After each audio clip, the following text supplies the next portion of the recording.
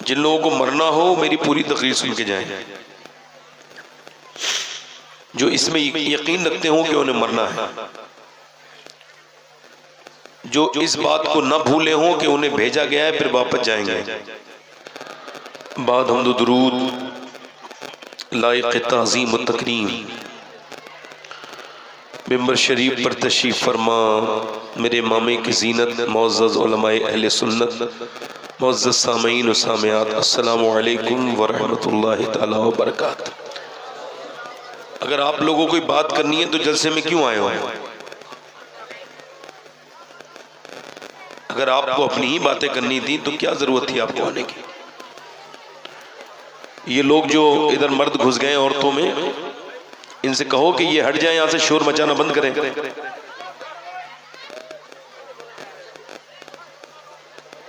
ए भाई ये कमेटी वाले लोग जो होते हैं बहुत मेहनती लोग होते हैं, अच्छे होते हैं, लायक ताज़ीम होते हैं, मगर ये सबसे ज्यादा हालात खराब करते हैं। आप लोग बेटे बैठ जाओ ताकि रास्ता बंद हो जाए, बैठ जाओ। आप लोगों में जितने बैठना जानते हो बैठ जाए। ये रुमाल बांधे जो खड़े हैं लड़के, आपसे कह रहा हूं बेटे बैठ जाओ, बैठ जाओ, मेहरबानी करो, ये रास्ता बंद करो, आने जाने का। हाँ, मेरी बेटियों से और बहनों से गुजारिश है कि खुदा का वास्ता है, अल्लाह के वास्ते खामोश हो जाओ, थोड़ी देर बात करने दो। आप इतना शोर मचाओगी तो हम कब बात कर पाएंगे? ये मेरी बहनों से गुजारिश करता हूं कि खामोश हो जाए। जब मेरी तकरीर शुरू हुई है तो लोग पीछे से चलने शुरू हो गए, और 10-5 मिनट सुन लिया करो भाई, फिर तबीयत लगे तो बैठ जाया करो।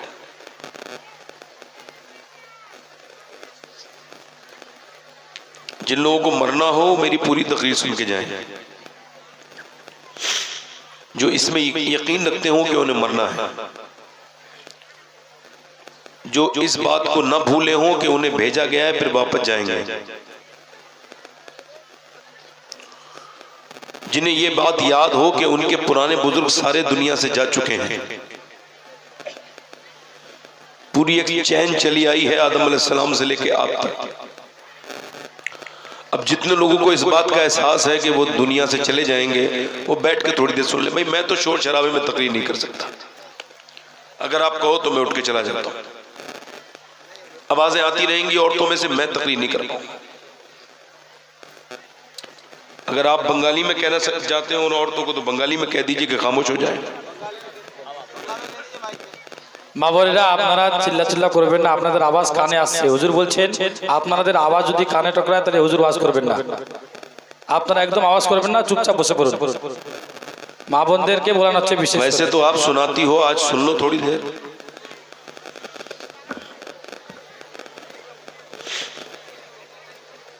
हाँ बस ठीक है। ए भाई बैठ जाओ, ए भैया ठेकेदार बैठ जाओ, बैठ जाओ।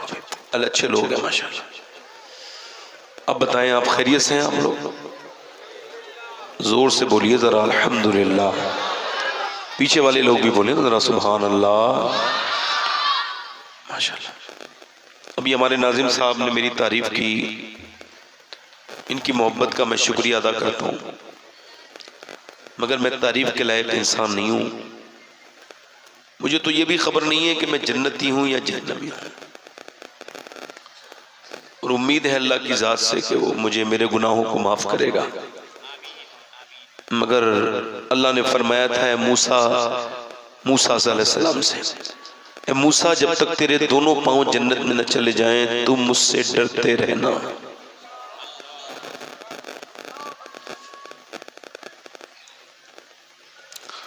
जब पहली मर्तबा मौला अली की मुलाकात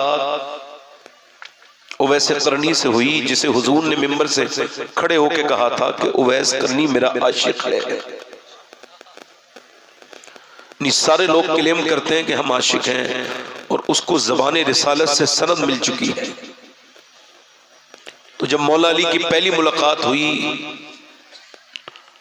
अरफात के मैदान में हजरत उमर पीछे बैठे थे, हजरत अली आगे आए, कहने लगे भाई आपका नाम क्या है? तो पीछे मुड़ के बोले अल्लाह का बंदा। हजरत अली ने कहा अल्लाह के तो सारे ही बंदे हैं, तुम्हारे माँ बाप ने कोई आपका नाम तो रखा होगा ना, आपके माँ बाप ने। तो पीछे मुड़ के उवैस करनी रोए। पहली बार देखा था अली को, कभी मुलाकात नहीं हुई थी, मगर पीछे मुड़ के रोए और रो के बोले ए अली सुन, अगर अल्लाह मुझे माफ कर दे तो मेरा नाम उवैस करनी है, और अगर अल्लाह मुझे ना बख्शे तो फिर तू बता मेरा क्या नाम है। अगर अल्लाह बख्श दे तो नाम। हालांकि उवैस करनी की ये बात सुन के हजरत उमर पर गश तारी हो गया। हम बुजुर्गों को भूल गए भाई, बड़े तकब्बुर हो गए हम लोगों को, बड़ा गुरूर हो गया। खैर बैठे आप, ये इंतजामिया बड़े अच्छे लोग हैं, जिन लोगों को जाना हो जल्दी चले जाएं भाई। मेरी बहनों से मुझे उम्मीद है कि वो खामोश हो जाएंगे इंशाल्लाह, मुझे उम्मीद है इंशाल्लाह। ए रुमाल वाले भाई कहां जा रहे हो? जब रुमाल बांधे हुए आदमी को देखा करो तो समझा करो इस्लाम कबूल करके सीधा यहीं आया है, सीधा। इसे इतना वक्त भी नहीं मिला कि टोपी खरीद लेता।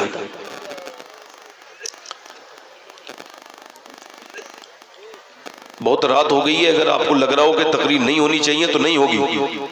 बोलो क्या ख्याल है? तो मेरी बेटी है, बहनें खामोश रहेंगी इंशाल्लाह। हाँ वो नहीं करेंगे हल्ला। चचा आप बैठो, बड़े अच्छे इंसान हैं। मेरी तकरीर यहाँ से शुरू हो रही है और ये मैं आम लफ्जों में बात करता हूँ। मैंने आपसे कहा खैरियत से हैं आप, यही मेरी तकरीर है। किसको अपना हाल बताना है और किसको नहीं बताना है, किससे दर्द बयान करना है और किससे नहीं करना है, किसको दिल देना है और किसको दिल नहीं देना है, किससे उम्मीद रखनी है और किससे उम्मीद नहीं रखनी है, कौन आपको पार लगाएगा दुनिया आखिरत में और कौन नहीं लगाएगा। ये आपसे जब कोई पूछे कि क्या हाल है तो हुजूर अलैहिस्सलाम फरमाते हैं मोमिन इधर उधर की बात नहीं करता है, वो कहता है हर हाल में अल्लाह का शुक्र है। तरजीहात का तय्युन ये मेरी तकरीर का उन्वान है कि आप ये कंफर्म कर लीजिए कि किसको दर्द बताना है और किसको नहीं बताना है। सबको पेट दिखाने का नहीं होता, न सब पेट देखने के लायक होते हैं। आप किसी को अपना हाल बताएंगे वो रो के सुनेगा, हंस के उड़ाएगा।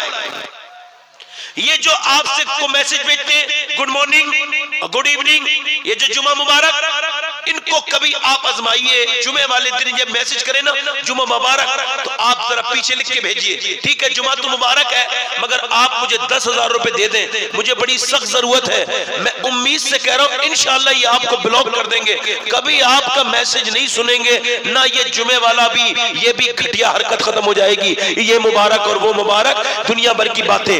लोग एक दूसरे से पूछते हैं भाई कि क्या हाल है, मैं पूछता हूं हाल वो पूछे जो परेशानी में मदद कर सकता है, वरना क्या मजाक सुनने के लिए हाल पूछता है। कोई किसी से पूछे कि क्या हाल है और वो बता दे मैं तकलीफ में हूं तो वो उससे बातचीत करना बंद कर देता है।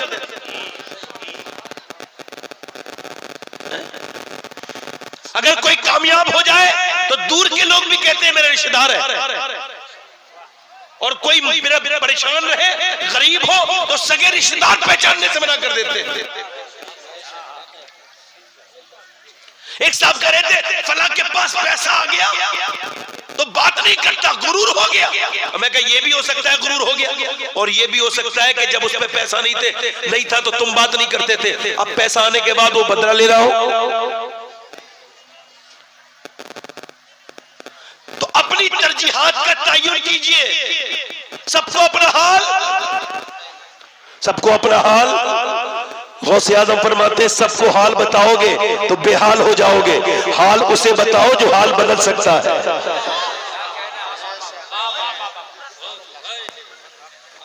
फरमाते अल्लाह की शिकायत करनी है तो उससे करो जो अल्लाह से ज्यादा मेहरबान मिले, जो जिससे मोहब्बत करता है उसकी शिकायत नहीं करता। जब वो तुम्हारा रब है तुम उसके बंदे हो, वो तुम्हें परेशान दे रहा है, परेशानी इस वजह से कि तुम उसके करीब जाओ, वरना उसने जितना भी दर्द देना था फिरौन को दिया, मूसा को नहीं, जितना भी दर्द देना था मूसा को दिया, फिरौन को नहीं दिया। अगर फिरौन के सर में एक बार दर्द हो जाता तो कभी खुदा होने का दावा न करता। राबिया बसरी ने देखा एक आदमी के सर पे तो पट्टी बंध रही है, पूछा ये सर पे पट्टी क्यों बांधी है? कह लगा सर में दर्द था। अच्छा, कह लगी उसकी पट्टी नोच के फेंकी और कहा तुझे शर्म नहीं आती? अल्लाह ने तुझे सेहत दी तो शुक्रिया नहीं अदा किया, आज जरा सा परेशान कर दिया है, तुझको दर्द देके तो मालिक की शिकायतें करता फिर रहा है।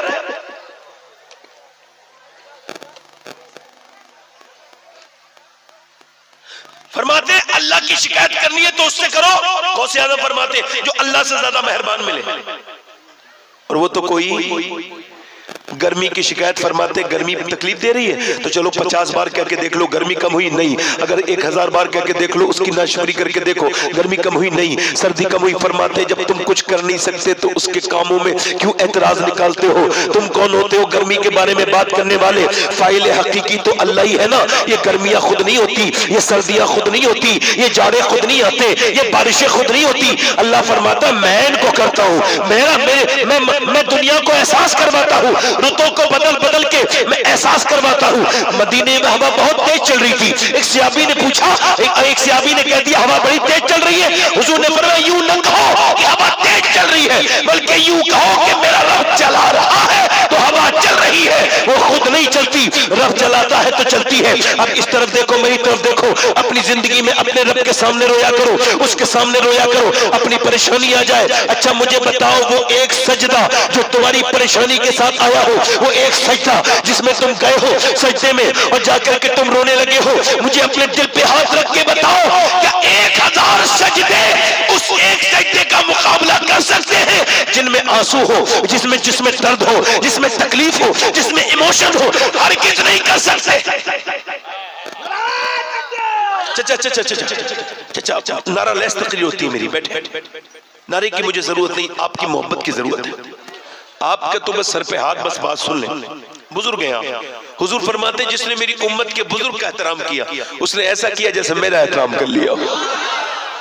अब मेरी बात इधर देख ले, आज के बाद नाशुक्री कभी, और किसको अपना हाल बताना है? हुजूर ने फरमाया सब कुछ अल्लाह से मांगो। और कि हुजूर क्या मांगे? फरमाया सब कुछ, यहां तक कि तेरे घर का नमक खत्म हो जाए वो भी अल्लाह से मांग। अल्लाह के रसूल फरमाते अगर तू अपनी मोहताजी का गिला शिकवा अगर इंसान से करेगा तो और मोहताज हो जाएगा। फरमाते वो तो खुद मोहताज है, वो तुझे क्या बदलेगा? अगर तू अपनी शिकायत अल्लाह की बारगाह में करेगा तो यकीनन वो गनी है, तुझे गनी कर देगा। मैं कश्मीर गया था, कश्मीर तो गैर मुस्लिम भी जाते हैं, तो सलीम नाम का एक आदमी, उसको कैंसर था, ये बात बताना चाह रहा हूं। उसको 90% कैंसर था। एक साहब बोले मुलाकात कर लीजिए, आपसे मोहब्बत रखता है। मैं गया, यूं भी मैं मुलाकात के लिए जाता हूं, मैं अस्पतालों में जाता हूं। जब मेरा दिल काम करना बंद कर देता ना तकरीर में, तो मैं अस्पताल जाता हूं, वहां बीमारों को देखता हूं, उनके दर्द को एहसास करता हूं, फिर तकरीर करता हूं। मैं वहां से निकलने वाले जनाजे देखता हूं, फिर मैं सोचता हूं मैं जिस दुनिया में जी रहा हूं ये ख्वाब ख्याल है। मैं कब्रिस्तान जाता हूं अपने दिल को ठीक करने के लिए, आप भी जाएगा। मैं समझता हूं कि दिल अगर जिंदा है तो इंसान जिंदा है, दिल मर गया तो फिर इंसान जीते जी मर जाता है। और दिल तब मरता है जब उसके ऊपर अच्छी बुरी बात का असर होना बंद हो जाए। अब सुनो, तो मैं उससे मुलाकात करने गया, उसका नाम मोहम्मद सलीम। मैंने कहा क्या हाल है सलीम भाई? कहने लगे अल्लाह का शुक्र है। मैंने सुना है, मैंने कहा आपको कैंसर है? कहने लगे सुना नहीं है, मुझे लिखा पड़ा कैंसर है, 90% मेरे मैदे में कैंसर है। मैं कहा तो फिर शुक्र किस बात का? कहते डॉक्टर कहते 2 महीने में मर जाओगे। अब आप बताएं मैं शुक्र अदा करूं कि कितने लोगों को अचानक मौत आ जाती है, मगर मेरे रब ने मुझे 2 महीने का मौका दिया है कि मैं अपने रब को मना लूं। कहता पूरी रात रोता हूं। मैंने कहा दाढ़ी क्यों रखाई है? पहले दाढ़ी नहीं थी। कहने लगे 2 महीने के बाद जो हुजूर का दीदार होगा ना कब्र में, बस उसी की तैयारी कर रहा हूं। तो अपने पैगंबर की बारगाह में जब जाऊंगा, कब्र में हुजूर आएंगे तो सरकार को दिखाऊंगा, या रसूल अल्लाह और तो कोई नेक अमल ना कर सका अगर ये दाढ़ी लाया। दुनिया में लगा हुआ था या रसूल अल्लाह। कहता दिन गुजर जाता, रात नहीं गुजरती सैयद साहब। मेरी बेटी 3 महीने की है, छोटी बेटी 3 महीने की। औलाद वालों, बड़ा बेटा मेरा 30 साल का है। एक आदमी मुझे लेकर के गया अपने घर, कह लगे दुआ कर दे मेरे घर, मेरे बच्चा बीमार है।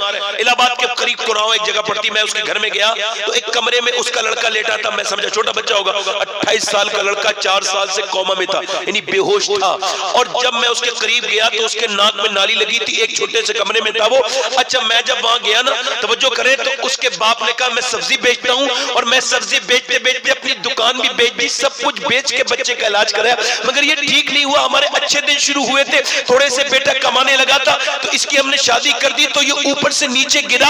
एसी लगा रहा था, एसी लगाते लगाते ऊपर से नीचे गिरा और कोमा में चला गया। इसकी बीबी 6 महीने के बाद छोड़ के चली गई। सैयद साहब, मेरी बीबी इसकी 4 साल से इसकी माँ इसकी लैट्रिन पेशाब धुलाती है। एक अकेले कमरे में हम एक अपाहिज लड़के के साथ रह रहे हैं, तो हमारी सबकी जिंदगी अपाहिज वाली हो गई है। न खाना अच्छा लगता है, न पीना अच्छा लगता है। मेरी बीबी कहती है सैयद साहब आए हैं, इनसे कहो या तो दुआ कर दे मेरा बेटा ठीक हो जाए या मर जाए।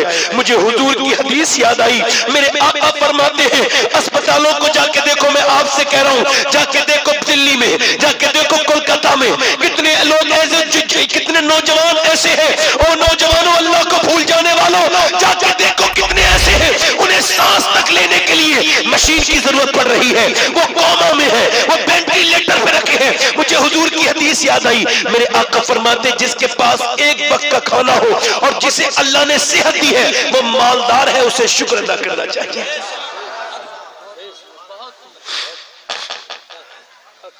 मगर आज मेरा नौजवान दूर हो गया अल्लाह से। भाई ये कैसा दुपट्टा लेके बैठ जा बच्चे, बैठ जाओ बैठ जाओ, नीचे जल्दी बैठो बैठो बैठो बैठ जाओ, तुम लोग भी बैठो, बाद में करना, बैठ जाओ, तकरीर करने दो भाई, बैठ जाओ बेटे बैठ जाओ, मजाक नहीं हो रही कोई यहाँ पे, बैठ जाओ।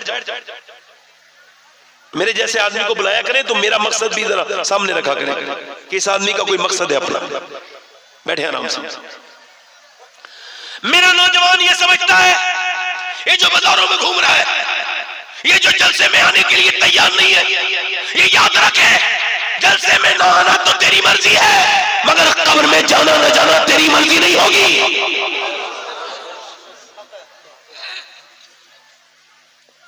ए नौजवान, ये बता तेरा नेट फ्री हुआ है तो क्या गुनाह भी फ्री हो गए?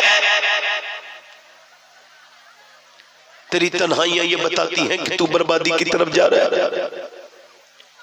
गंदी तस्वीरें, गंदी फिल्में इतनी आज के जमाने में आम होती चली जा रही हैं कि मुझे लगता है कि इस जमाने में लोग ज्यादातर अल्लाह ना करे मगर ईमान पर खात्मे नहीं होंगे। ऐसे अल्लाह बड़ा करीम।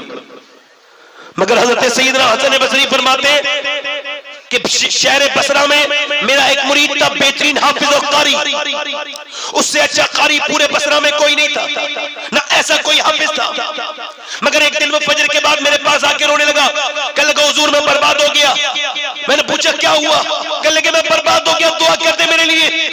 मैंने पूछा बताना क्या हो गया? कहने लगे हुजूर बात यह है कि मैं कल से मुझे कुरान का एक लफ्ज भी याद नहीं, मैं सारा कुरान भूल चुका हूँ, मेरे सीने से सारा कुरान निकल गया। क्या क्या हो गया था? कहने लगे एक लड़की जा रही थी, उस पर मैंने गलत नजर डाली थी, कुछ देर तक मैं बदनिगाही करता रहा था, उसके बाद से लेके अब तक मेरे दिल से कुरान निकल गया। अब मेरे दिल से कुरान निकल चुका है हुजूर, मैं सोचता हूँ कहीं मेरा ईमान न निकल जाए, मैं जहन्नम में न चला जाऊं, मुझे माफ कर दे। एक लड़की पे निगाह डाली थी तो उस हाफिज कुरान का जो कि मौला अली के मुरीद का मुरीद था, उसका ईमान निकल गया, तो हमारी तुम्हारी औकात क्या है? वो मियां ताबई को देखने वाला तबे ताबई तो हो गया ना। अब मुझे बताएं, अब जब उसके सीने में से ये चीज निकल गई तो मुझे बताओ हवा शमा क्या है? जेमाना दहत मुझे बताओ। मैं पूछना चाहता हूँ ए नौजवानों, कहीं ऐसा ना हो कि ये तुम्हारे इंस्टाग्राम आवारा गर्दी तुम्हें बर्बाद न कर दे, कहीं शर्मिंदा ना हो जाओ, कहीं अल्लाह तुमसे नाराज ना हो जाए। ओ मेरे दोस्तों, ओ मेरे भाइयों, मेरी तरफ देखो। उत्बा बिन गज़वान नाम का एक सहाबी है, हजरत इमाम गजाली लिखते हैं, बयान करते हैं कि उसने अपना चाकू निकाला और चाकू अपनी आंख में मारा और आंख में निकाह मारने के बाद उसने अपनी आंख निकाल दी, उसका गुल्ला नीचे गिरा, शोर मच गया, एक आंख से आंसू गिरते थे, एक आंसू से एक आंख से खून निकलता था। उत्बा रोते थे। हजरत अबू मूसा शरी कहते हैं, मैंने पूछा उत्बा ये तूने अपनी आंख निकाल क्यों फेंक दी? रो के कहने लगा, हुजूर मैं बर्बाद हो गया, मेरा अल्लाह मुझसे नाराज हो गया, मैंने अल्लाह को राजी करने के लिए आंख निकाल के फेंकी। का क्या मतलब? का मेरे नबी इरशाद फरमाते हैं कि जो बदनिगाही करेगा उसकी आंख में आग की कीलें ठोकी जाएंगी। कल एक लड़की जा रही थी, उस पर मेरी नजर पड़ गई, जब नजर पड़ी तो हुजूर की हदीस याद आई कि मेरे आका का फरमान तो हक है, इन हुवा इल्ला वहयु यूहा, अल्लाह के रसूल वही कहते हैं जो अल्लाह वही करता है। अल्लाहु अकबर। मेरे नबी पाक सल्लल्लाहु अलैहि वसल्लम ने फरमाया आंख में आग की कीलें ठोकी जाएंगी। तो मैंने सोचा कहीं मुझे मेरी आंख जहन्नम में न ले जाए, तो मैंने अपनी आंख निकाल के फेंक दी, तो क्या मेरा अल्लाह मुझसे राजी हो जाएगा? आज नौजवान से पूछना चाहता हूँ, क्या तेरे पास कोई किरदार नहीं था फिल्मों में जाने वाले? फिल्मी एक्टर की तरह नाचने गाने वालों, तुम्हारे पैंट भी उन्हीं की तरह, तुम्हारी शर्ट भी उन्हीं की तरह, तुम्हारे बाल भी उन्हीं की तरह। ये बताओ जो जिसकी तरह रहेगा उसी की तरह उठेगा। जो जिस कौम की तरह रहेगा। क्या तुम्हारे पास कोई किरदार नहीं था? अफसोस तो मुझे तब हुआ जब लखनऊ की एक लड़की का वीडियो वायरल हुआ, बुर्के में खड़ी है, बुर्के में। पूछा तेरा नाम क्या है? का फातिमा। कहां से आ रही है? थिएटर से फिल्म देख के बाहर निकली। नाम क्या है? फातिमा। पूछ रही है, रिपोर्टर पूछ रहा है कैसी लगी फिल्म? कहने लगी फिल्म में डांस अच्छा है, फला चीज अच्छी है, फला चीज अच्छी है। अगर मेरी बात उस तक पहुंच जाए, मेरी बहन तक, तो पहुंचा दो। मैं उसके पांव पकड़ के कहना चाहता हूं कि तू बुर्का ओढ़ के गई है, फातिमा नाम रख के गई है, और तू थिएटर के पास खड़ी हो गई। तुझे शर्म नहीं आई कि तूने खाली अपने आप को बदनाम नहीं किया है, उस नबी की बेटी फातिमा के नाम को भी बदनाम किया है, जिसका आंचल कभी आसमान और जमीन ने, आसमान ने कभी नहीं देखा। मेरी बहन ये तू क्या कर रही है मेरी बेटी? जब ये नौजवान लड़के देखो हमारी कौम के उन्हीं हीरो की तरह बनेंगे जैसे वो हीरो है। अल्लाह अकबर। जैसे वो नाचने गाने वाले हैं, इनके बाल भी वैसे कटे हुए हैं। अरे ये तो ये पूरा अरब बर्बाद हो चुका है। अरब अभी अरब में 2015 से लेके 19 तक रिसर्च चला। अरब के बच्चे 10 साल से 20 साल तक के क्या बनना चाहते हैं? 10 साल से 20 साल तक के बच्चे क्या बड़े होकर बनने चाहते हैं? तो उन्होंने अपना फ्यूचर प्लान बताया, उन्होंने अपना मुस्तकबिल का इरादा बताया कि वो क्रिस्टियानो रोनाल्डो बनना चाहते हैं। यानी मदीने के बच्चे और मक्के के बच्चे, पूरी गल्फ के बच्चे, पूरी कतर ओमान के बच्चे मेसी और क्रिस्टियानो रोनाल्डो बनना चाहते हैं। सऊदी अरब ने रोनाल्डो को हायर किया बहुत भारी रकम पर और कहा हमारे बच्चों को तुम अपनी फुटबॉल सिखाओ। तौबा तौबा माज़अल्लाह, कि अरब के पास कोई ऐसा किरदार नहीं था जो अपने बच्चों को पढ़ाते, जो अपनी बेटियों को पढ़ाते, जो अपने बेटों को पढ़ाते, जो अपने निसाब में शामिल करते, जो अपनी किताबों में शाया करते, जो अपने स्कूलों में पढ़वाते। अरे हमारे पास तो ऐसा था कि किसी कौम के पास ऐसा कोई इंसान नहीं पैदा हुआ, कोई मशालेरा नहीं था। अरे था, कोई आइडियल था। इन लड़कों को बताओ, ये जो फिल्मी स्टार की तरह हिंदुस्तान के बच्चे स्टोरी लगा के कहते हैं मैं उसकी तरह लगता हूँ, मैं उसकी तरह चलता हूँ। अरे कभी तूने सोचा होता कि तेरे पास एक ऐसा किरदार था कि अगर तू उसे आजमाता तो दुनिया भी कामयाब होती, आखिरत भी कामयाब होती। वो कौन था हमारा आइडियल? वो मदीने में था।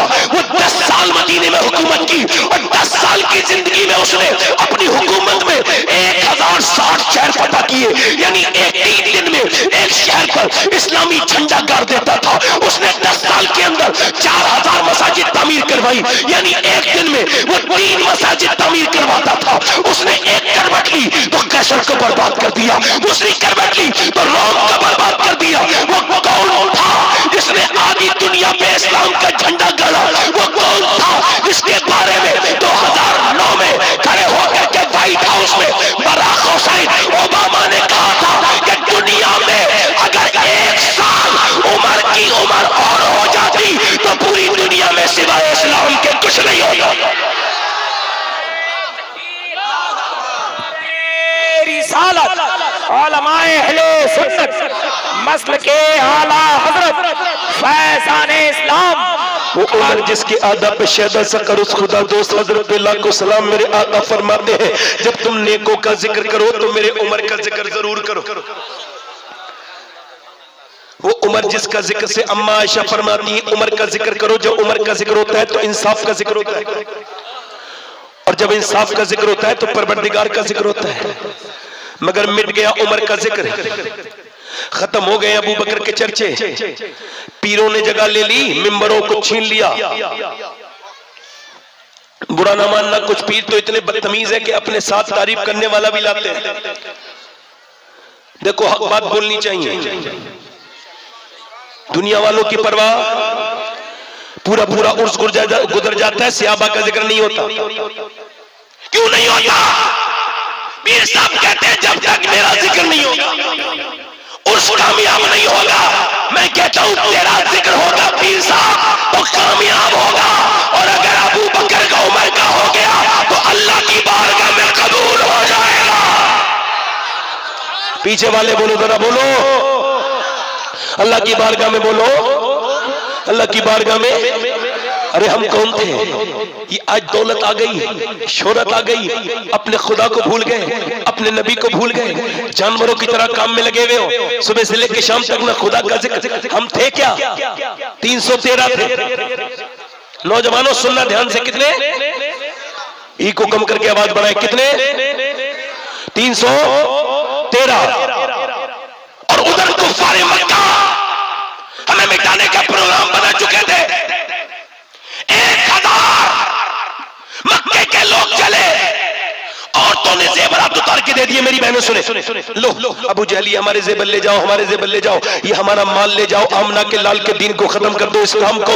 मक्के की औरतों ने सारे जेवर उतार के दे दिए फौज को, लो ये पैसा खर्च करो और इस्लाम को खत्म करो। तो फिर मदीने की औरतें आई, अर्ज करती या रसूल अल्लाह, हमारे पास माल तो नहीं है मगर ये हमारे जवान लाल ले जाइए और इस्लाम को बचा लीजिए।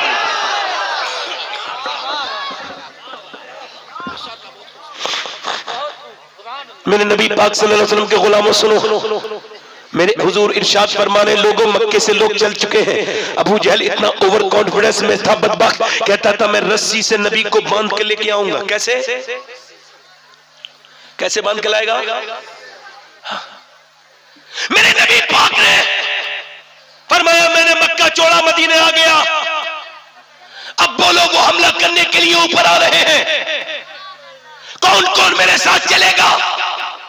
313 सहाबा लाइन लगा के खड़े हो जाते हैं, पेटों पे उनके बिल्कुल पेट लगे हुए, पीठ से रमजान का महीना है। आके नबी से अर्ज करते हुजूर हम तैयार हैं, कमजोर है।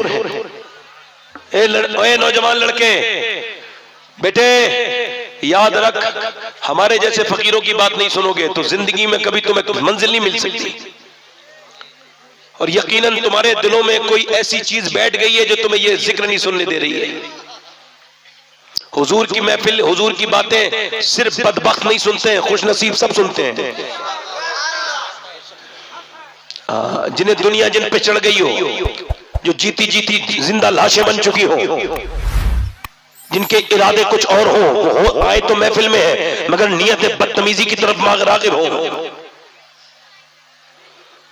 ये जल से अगर नसीब बना सकते हैं तो इसमें बदतमीजी नसीब बिगाड़ भी सकती है। यहाँ फरिश्ते भी होते हैं और जिन्नात भी होते हैं, ठीक है। मैं ज्यादा कुछ नहीं कहूंगा मगर मैं उन सहाबाए कराम का जिक्र कर रहा हूं। मगर मुझे बड़ी ध्यान से सुनिए, नबी से अर्ज करते हम जाने के लिए तैयार। या रसूल अल्लाह, अंसार और मुहाजिरीन आ गए। या रसूल अल्लाह, अबू बकर उमर आ गए। या रसूल अल्लाह, मौला अली आ गए, हजरत उस्मान आ गए, हजरत सैयदना बिलाल आ गए। या रसूल अल्लाह हम तैयार, अमीर हमजा तैयार। मेरे नबी ने फरमाया सोच लो, तुम्हारे पास 2 घोड़े हैं, उनके पास 100 घोड़े हैं। तुम्हारे पास 7 तलवारें हैं, उनके पास 1000 तलवारें हैं। उनके पास नेज़े हैं। बोलो चलोगे? तो सारे सहाबा बोले या रसूल अल्लाह, कोई मूसा की उम्मत थोड़ी है जो भाग जाएगी, उम्मत मुस्तकिल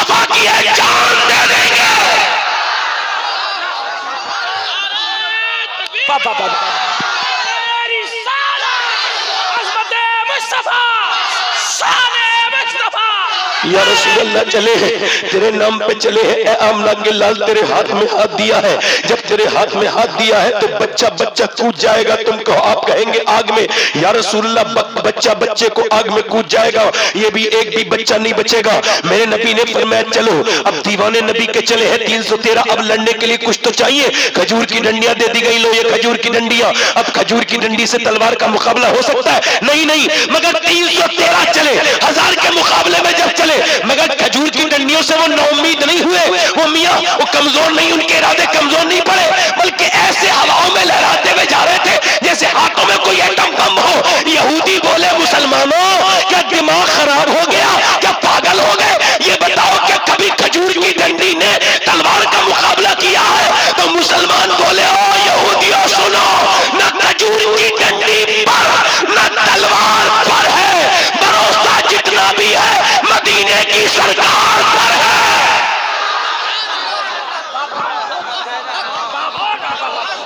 भरोसा जितना भी है मदीने की सरकार पर है, भरोसा जितना भी है इस काली कमली वाले पर है, इस पैगंबर पे है, इस काली जुल्फों वाले पर है, इस खूबसूरत आंखों वाले पे है। आगे आगे आका है, पीछे पीछे गुलाम है। 170 किलोमीटर तकरीबन रमजान के महीने में सफर किया है, बदर तक पहुंचे हैं। और बदर कौन सी जगह जहां आज भी बड़े बड़े लफ्जों में लिखी है कुरान की ये आयत, वलक़द नसरकुमुल्लाहु बिबदरिन व अंतुम अज़िल्ला। वो कौन सी जगह है बदर वाली? अरे जिसे अल्लाह ने अपनी आयत बताया, वो अल्लाह की निशानी बदर कैसे बन गया? बताओ कैसे बन गया? 313 इधर जब आके खड़े हुए, उधर वो पूरी रात शराबें पी है उन्होंने, कुफ्फारे मक्का ने। उन्होंने औरतों के नाच देखे हैं पूरी रात। वो बदबख्त ऐसे हैं, उन्होंने पूरी रात जो है वो भुना गोश्त खाया है और वो सोए हैं खूब जम के।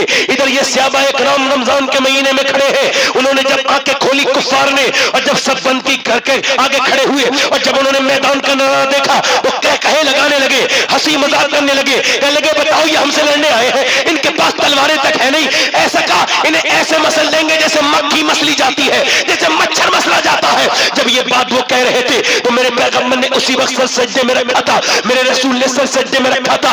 अब तुम सज्जे में रखते हैं, आप रखते हैं, आपकी बीबियां रखती हैं, आपके बच्चे रखते हैं, आपके बेटे रखते हैं। नहीं नहीं, कौम सजदा भूल गई, अब कोई सजदा नहीं करता। मेरे नबी ने सर सज्जे में रखा है, और सज्जे में रखने के बाद मेरे पैगंबर ने आज इतना रोना शुरू किया है। हजरत अबू बकर सिद्दीक बयान करते हैं, जितना हुजूर को उस दिन रोते देखा था, इतना कभी नहीं रोते देखा। मेरे पैगंबर ऐसे रोते थे, अल्लाह अकबर के आंखें सूज गई थी। मेरा इमाम कहता है आंखें रो रो के सुजाने वाले, जाने वाले नहीं आने वाले। आंखें कुछ कहती है तुझसे पैगाम, वो दरे यार के जाने वाले।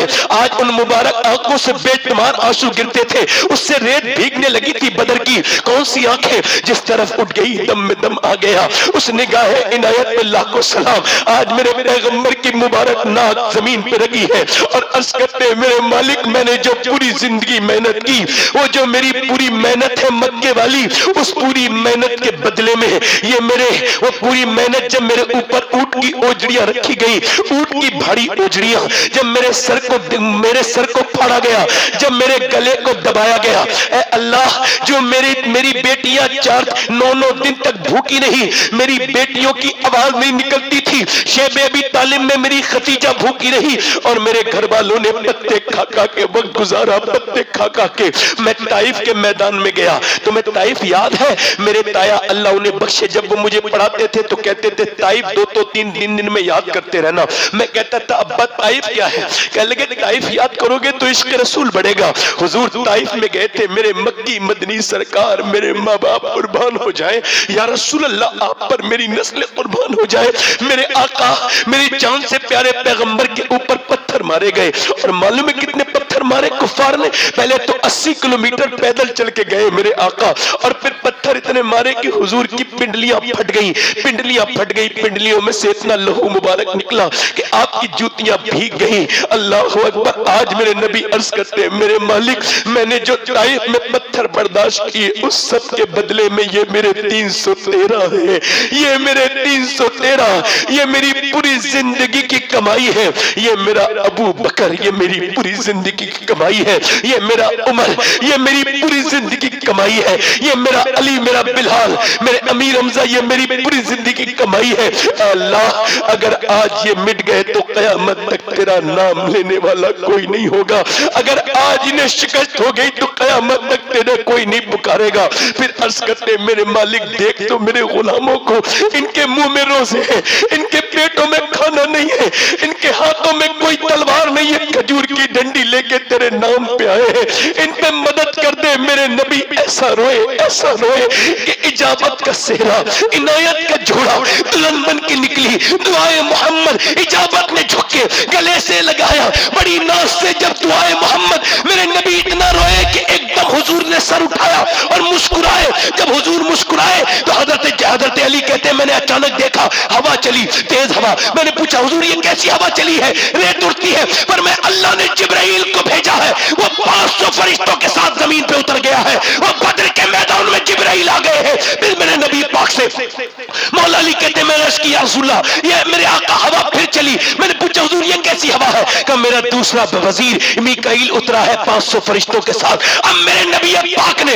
मेरे सरकार ने फरमाया चलो उधर नारे तकबीर वाले हैं, उधर शमशीर वाले हैं, उधर 313 भूखे प्यासे नबी के गुलाम कलंदर है, हाथों में खजूर की डंडी। उधर वो शोर मचाते हुए कुफ्फार आए, कहते थे मिटा देंगे ऐसे जैसे मक्खी और मच्छर को मसला जाता है। मगर हैरत की इंतहा थी, ये खजूर की डंडी उठती थी। ऐसा कारनामा ना तो खजूर की डंडी ने अब तक किया है, ना कयामत तक करेगी। ये खजूर की डंडी उठती थी और सर को काटती थी, खजूर की डंडी उठ रही थी और हाथ कट के गिर रहा था, खजूर की डंडी गिरती थी और पैर काटती थी और काटते काटते काटते ढेर लग गए।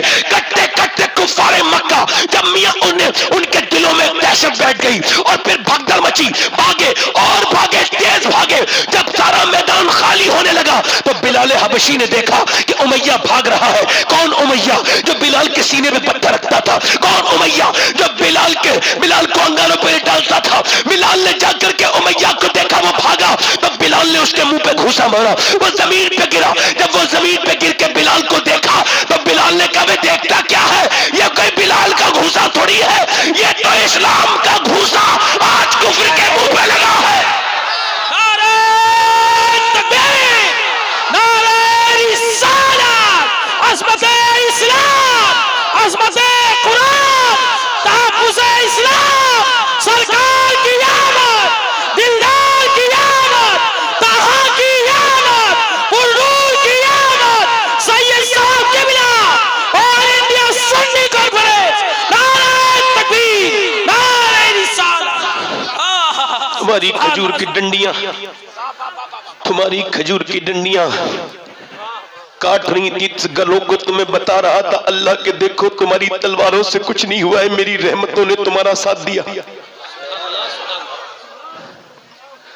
70 मारे गए। कितने मारे गए बोलो? कितने मारे गए? 70 कुफ्फारे मक्का। मौला अली फरमाते 35 सारे सहाबा ने मिलके मारे, 312 ने, और फरमाते 35 अकेले मैंने अली ने मारे।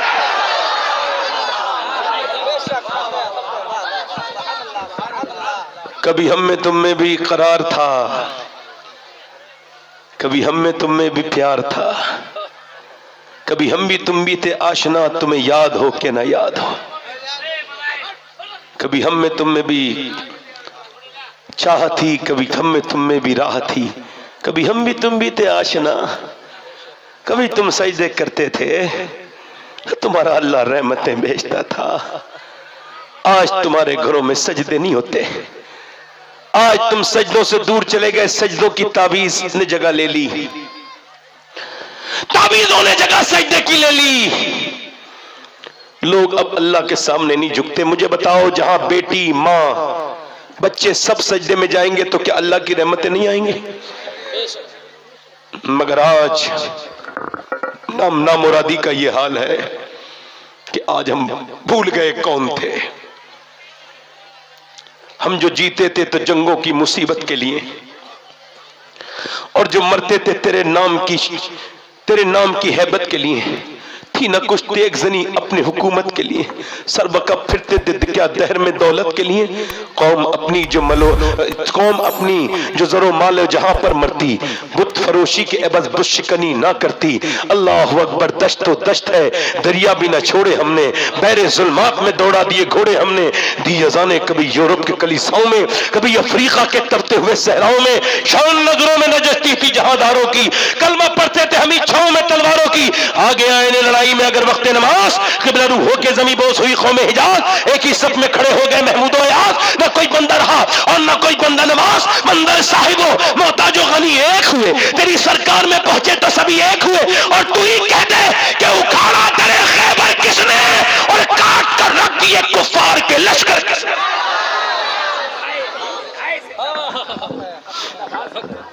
काश के ये चंदा करने वाले ये समझ पाते कि आज मेरी तकरीर इस चंदे से ज्यादा जरूरी है। बहुत बार मना किया मगर मुझे डिस्टर्ब कर रहे हैं। अगर ये डिस्टर्ब ना करते तो मेरा और दिल लगता तकरीर करने में, मगर ये मैं अपना हिसाब दूंगा, ये अपना हिसाब देंगे। जब हदीस पढ़ी जा रही हो तो पैर इधर उधर हिलाना मना है, समझो बात को। अल्लामा यूसुफ हदीस पढ़ा रहे थे तो बिच्छू ने काट लिया तो रोने लगे, उठे नहीं। बिच्छू ने दूसरी बार काटा, फिर देखा बिच्छू किधर गया, फिर उसने काटा, रोने लगे। आपके तलबा ने पूछा हुजूर ये हदीस पढ़ाते में रो क्यों रहते आप?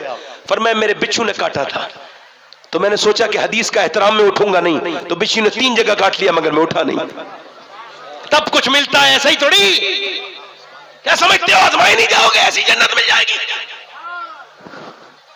तुम नबी के जिक्र को फौकियत नहीं दे रहे, आपके दिल में और दूसरी चीजें भर गई। शोर मचा रहे हैं लोग, तवज्जो है मेरी तरफ नहीं। मेरा दिल मर गया, तकरीर करना चाह रहा था मैं, मगर ये जो शोर मचाया इधर, ये चंदा करने वाले लोग हैं। मैं कह रहा हूं मेरे बात कर लेना, या अगर ऐसा चंदा वगैरह प्रोग्राम कराया करो तो भाई मुझे ना बुलाया करो। मैं कोई बात करने आता हूं, अब वो बात ही नहीं होगी तो क्या होगा? रहने दो, कोई बात नहीं, नाराज मत हो।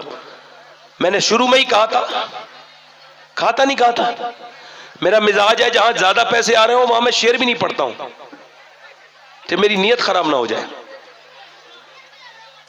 इस चीज को समझो आप कि ये जब बच्चे ये चंदा करते फिरेंगे तो इन औरतों को कोई पैगाम दे दूंगा मैं। छोड़ो, खत्म हो गया, 1 घंटा हो गया मुझे तकरीर करते।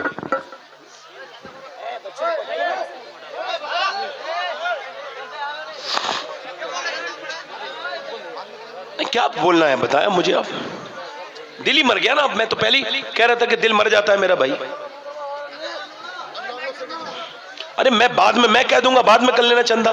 कोई भाग रहा है कहीं को? भाई क्या फायदा उठा रहे हो जाने का? चलो ठीक है भैया, फिर इंशाल्लाह तकरीर करेंगे। 1 घंटे में 10 मिनट रह गए, छोड़े 50 मिनट की आज की तकरीर रहने दीजिए। अल्लाह सबको सजदे की तौफीक अता फरमाए। अब मैं कोई इंसान हूं, कोई ऐसा तो नहीं टेप रिकॉर्डर हूं भाई। नहीं बोलता मैं भाई, अभी बहुत बोलता मैं, बोलने के लिए थोड़ी मना है। सुनने वाले भी तो हो ना भाई, अहमियत देना चाहिए ना। कोई हदीस को अहमियत दे, कुरान को अहमियत दे तो बोलूं भी। बेशक बेशक। किसी अरे कहने तू कहने की बात कर रहा होता तो मैं अपना एटीट्यूड नहीं दिखाता। एटीट्यूड इस वजह से नहीं दिखा रहा हूं, मैं बात कर रहा हूं। एटीट्यूड इस बात का है कि ये खुदा रसूल की बात है, एहतराम से सुनोगे तो सुनाई जाएगी, वरना किसी की कथा है। नारे तकबीर, नारे रिसालत, उलमाए अहले सुन्नत, मसलके आला हजरत अल्लामा सैयद शबाहत हुसैन साहब क़िबला। इसमें तो आपका फायदा है। इतनी अहमियत चंदे को, हर बात में चंदा। ठीक है चंदा जरूरी है, करिए, मगर ठीक है तो फिर ये करिए ना कि चंदे वाला प्रोग्राम है भाई, उसमें तकरीर वकरीर नहीं होनी। मैं कितना चाहता हूं कि सब चीजों रोक दूं मैं, मगर आप लोग जबान खुलवा रहे हैं मेरी। मैं इतनी बात कह रहा हूं कि कुछ सुन लो थोड़ी देर मुझे। मैं क्या तकरीर करूं आप बताओ मुझे? शोर मच रहा है उधर से, मैंने छुपाया तो औरतें खामोश हो गई थी, फिर वो चंदे वाले चले तो फिर वो शुरू हो गई।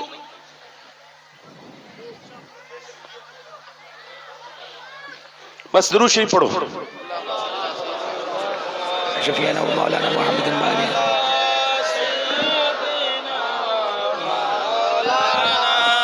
मोहम्मद वाला आले सैयदीना मौलाना मोहम्मद।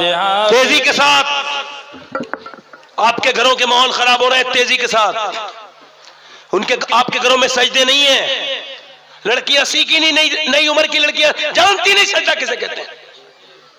उनकी अम्मा जुमे के दिन नमाज पढ़ती है तो वो भी जुमे के दिन ही पढ़ती है। अम्मा भी बस दिखावे के लिए पढ़ती है, कोई ये ना कहते कि जुमे तक की नहीं पढ़ती है बदबख्त। अब्बा भी इसी वजह से पढ़ता है जुमे को, कोई लोग ये ना कहने लगे कि जुमे की भी नहीं पढ़ता। और फिल्म रोज चलेगी, ड्रामा रोज चलेगा, बड़ी सी एलईडी लगी हुई घरों में मुसलमानों की, वो नाच रही औरतें, कहां नमाजें हैं, कहां कुरान है, वहां नाच रही औरतें, उसमें देख रहे हैं, भाई देख रहा है, गंदी फिल्म देख रहा है, गंदी टीवी देख रहा है, उसकी बहन भी वही देख रही है। एक आदमी से मैंने कहा अपनी बेटी को समझाया करो, वो स्कूल जाती है, सर पे दुपट्टा नहीं होता उसके, और वो जवान हो गई है, थोड़ा समझो, कोई उसे समझाओ। कह लेगा मौलाना साहब आप अपनी बात करें और आप अपना काम करें, आप मेरी बेटी के बारे में बात ना करें।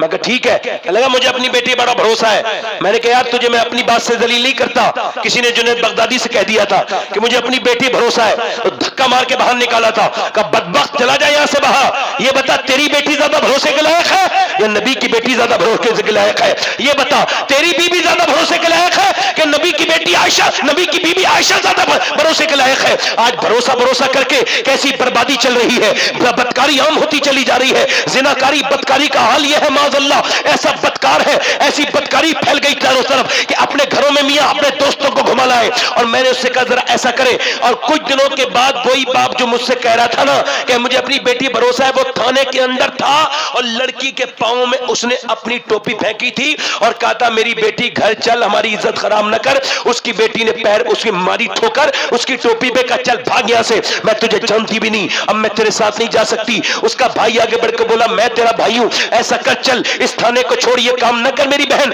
ये तू हमारी नाक कटवा रही है, वो गैर मुस्लिम लड़का है, इसके साथ तू ये काम जा रही है, शादी कर रही है। वो कह लगी जब मैं जवान हुई थी तब तो तूने मेरी शादी करी नहीं, अब तो मैं रिश्ते के लायक भी नहीं रही, यहां मुझसे इसके मेरा मामलात है और 4-5 साल से मेरा चक्कर चल रहा था, अब मैं इस हाल में हूं कि इसे छोड़ नहीं सकती। हाल यह है कि वो बात रोया, मगर उस वक्त रोने से क्या फायदा था, पूरे मुसलमानों की नाक कटवा दी। अल्लाह अकबर, ये टोपियां लगे हुए हैं, ये नारे लग रहे हैं, ये फला साहब के हैं, ये फला साहब है, ये वो है, ये वो है, मगर आज हाल ये है उम्मत का कि 2014 से लेके अब तक, हिंदुस्तान की बात बता रहा हूं, गैर मुस्लिमों ने तरकीब बनाई है, 2014 से लेके अब तक 6 लाख लड़कियां मजहब इस्लाम छोड़ के गैर मुस्लिमों के घरों में चली गई।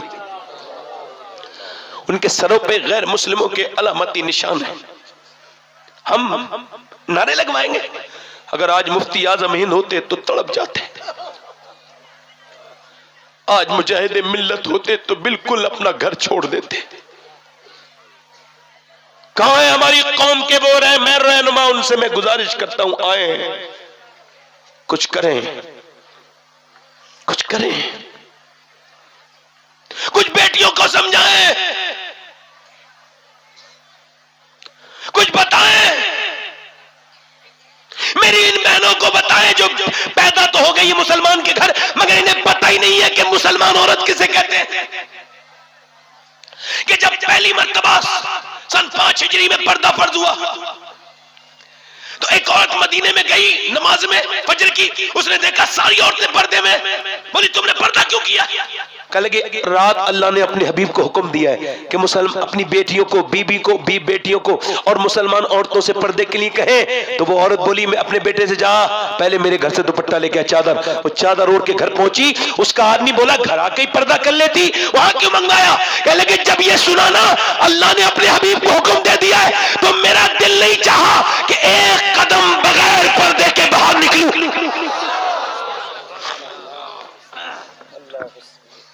और ये दिल्ली एम्स में मेरी रिश्तेदार में, रिलेटिव में, बहुत करीबी सगे रिश्तेदार में एक औरत का दम निकल रहा था, यानी 33 साल उम्र थी उसकी, 3-4 बच्चे उसने छोड़े, तो उसका दम निकल रहा था, तबीयत खराब हो गई थी, मतलब उसकी रूह निकलने में 1 मिनट था। तो बता रहा हूं, डॉक्टर जैसे आया ना, डॉक्टर कमरे में एकदम हालत सीरियस, जल्दी चलो, मैं वही खड़ा था, उसने आके पंप करना शुरू कहा। वो जब आगे बढ़ा उसने कहा गैर मर्द आ रहा है, तो उसने क्या किया कि अपना दुपट्टा उठाया और दुपट्टा उठा के यहां तक लेके गई, सैयदा थी ना, ऐसे करके यहां तक लेके गई और यही उसका दम निकल गया। दुपट्टा नीचे गिरा, हाथ नीचे आ गए। वो दुनिया को ये बता गई कि अगर बचपन में पर्दा सिखा दो तो दम तो निकलता है मगर हया नहीं निकलती।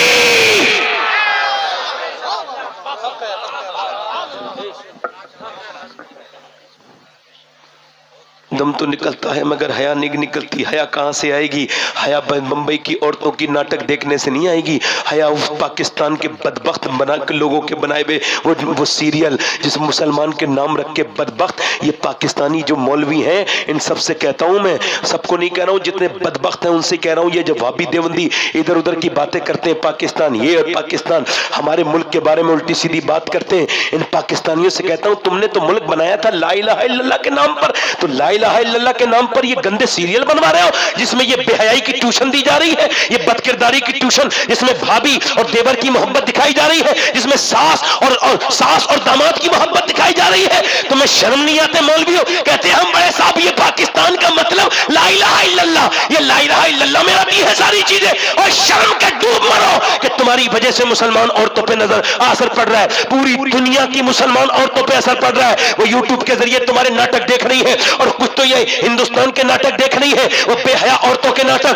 या उन बेगैरत औरतों के नाटक, और उनके साथ सीरियल की किस्तें खत्म नहीं होती। ये सीरियल देखती है, ये गाने देखती है। अरे इनसे पूछो, वो जो जिनके तुम नकल कर रही हो वो तो सब बदबख्त है, अपना जिस्म दिखा के पैसा कमाती है। तुम क्या बेहया हो? तुम क्या बेशरम हो? तुम क्या बेगैरत हो? नहीं, तुम तेरे अपने घर की इज्जत नहीं हो, तुम तो मेरे नबी के दीन की इज्जत हो, तुम तो रसूल के दीन की इज्जत हो। तुमसे तुम्हारा बाप मोहब्बत करे न करे, मगर आमना का तुम्हें आमना का लाल और फातिमा ज़हरा का बाप तुमसे इतनी मोहब्बत करता है मेरी बेटियों, जितनी तुम्हारा बाप तुमसे मोहब्बत नहीं कर सकता।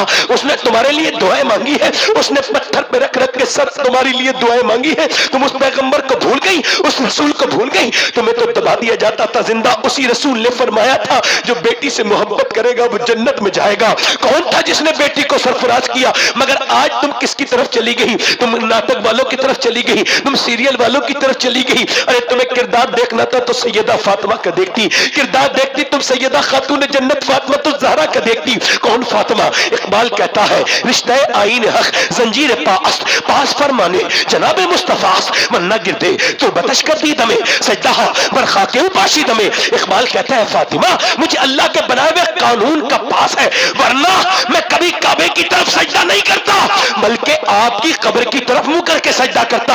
आपने जितना एहसान किया है इस्लाम पर, कैसा एहसान किया है। उम्र तो नबी की बेटी की ज्यादा नहीं हुई है, मगर मेरी बहनें बेटियां सुन ले सैयदा फातिमा की बातें। वो कौन उम्र तो ज्यादा नहीं हुई, मगर सुनो अम्मा आयशा फरमाती है जिसका चेहरा, जिसके होठ, जिसका चेहरा, जिसका कद, जिसका चलना, जिसका बोलना, जिसका मुस्कुराना बिल्कुल नबी की तरह है। जब वो बोले तो नबी याद आए, जब वो चले तो नबी याद आए, जब वो मुस्कुराए तो नबी याद आए। वो कोई और नहीं है, वो सैयदा फातिमा है, वो खातून जन्नत है, वो नबी की बेटी है। वो कौन फातिमा? मौला अली कहते हैं मेरी शादी हुई, मेरी बीबी मेरे कमरे में आई तो मैं रोने लगा। किसी ने पूछा अली, बयान करते रिवायत करते अबू दाऊद शरीफ की रिवायत, कहते फातिमा ने पूछा आप रो क्यों रहे? शादी का दिन है, आज मैं दुल्हन बन के आई हूं, आपको तकलीफ है? का नहीं, अफसोस हो रहा है फातिमा, कितनी भी गरीब लड़की की शादी हो तो 2-3 जोड़ी कपड़े बन जाते हैं, मगर मैं देख रहा हूं नबी की बेटी जिस कपड़े में दुल्हन बनी है उस चादर में 17 पैमद लगे हुए। तुम बैठी हो ना मेरी बेटी हो, मैं तो मदीने से पैगाम लाया था तुम्हारे लिए, मैं तो बकी से पैगाम लाया था तुम्हारे लिए, मैं तो सैयदा के घर से पैगाम लाया था तुम्हारे लिए कि नबी की बेटी दुल्हन बनी तो कितने पैमद की चादर? बोलो तो, बोलो 17 पैमद की चादर। दुल्हन कितनी बार बनती है जिंदगी में औरत? आपने कभी देखा है कोई फटे हुए कपड़े में किसी गरीब की बेटी भी दुल्हन बनी हो?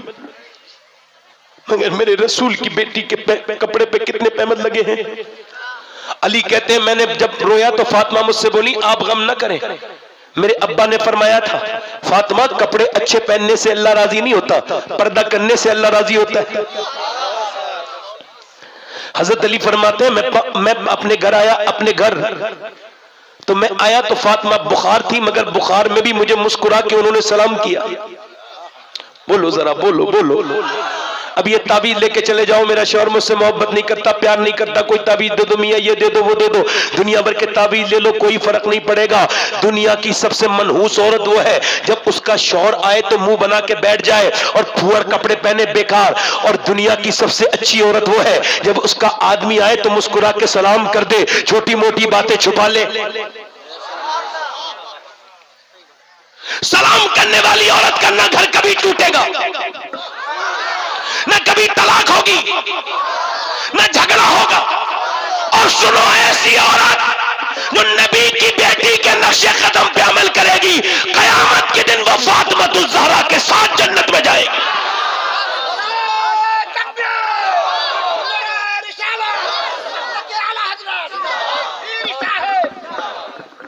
इधर देखो, हजरत अली कहते मैं अपने घर आया, कितने दिन के बाद, कहते मैं अपने घर आया तो मेरी बीबी फातिमा जो है बीमार थी, अंदर गए, मैं कहते मुझे पहले खाना दिया, उसके बाद पूरी रात मैंने कहा आराम कर लेना, मगर बुखार में पूरी रात इबादत।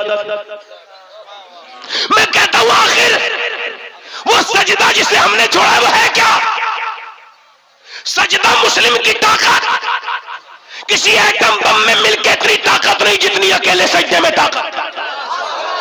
किसी दुनिया के परमाणु हथियार में वो ताकत नहीं जो एक सजदे में ताकत। मेरे नबी पूरी रात सजदा करते हैं, अली एक रात में 1000 रकात नमाज नफिल पढ़ते हैं, पूरी रात का सजदा करते हैं। और सैयदा फातिमा पूरी रात सजदा करती है।